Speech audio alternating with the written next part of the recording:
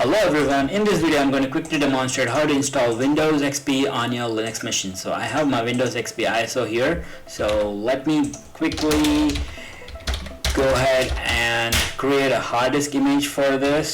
So I'm going to use qemu.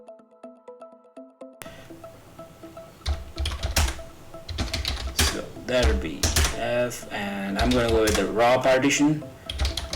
And finally Windows XP.img, and I'm going to create a partition of 10 GB. So I've gone and created a 10 GB partition. So now let's go ahead and mount this up and let's get it started. So the i386, since it's a x86 based machine, I am going to allocate 512 MB RAM, and the hard disk is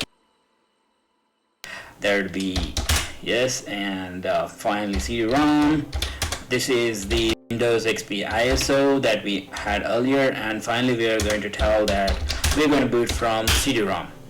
As you can see, the OS is started, the installation has begun, and I'm going to skip most of this process since it's going to take a long time. Once the installation is completed, I will show you how to load this OS without the CD-ROM. So let me speed all this up for now.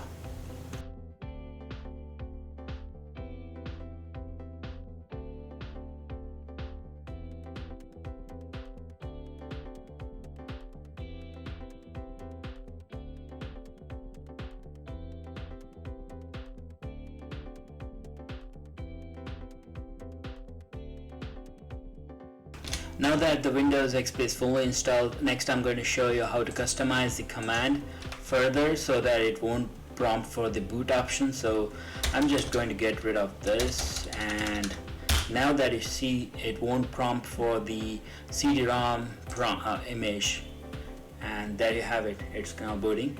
And in the description I'm going to post how to install qemu in Linux. I'm going to give commands for some specific distros like Ubuntu, Fedora, etc., and how exactly you can get the qemu installed. Thank you. Please like and subscribe for more videos like this.